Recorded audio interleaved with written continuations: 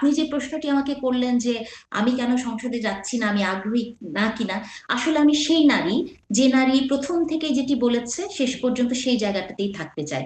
আমার জীবনের লক্ষ্য আসলে সংসদে একটি পদ পাওয়া ছিল না বা ভিসি হওয়া ছিল না। আমি যতটা কাজ করেছি ইলেকশনের আগে পর্যন্ত বা এখন পর্যন্ত যা করি, আমার জায়গাটা অত্যন্ত শক্ত এবং আমি মনে করি যে কোনো বাংলাদেশের কোনো মানুষ পদ পদবী লোভ ছাড়া অন্য কিছু করতে পারে, এই ধারণাটার বাইরে আমাদেরকে যেতে হবে।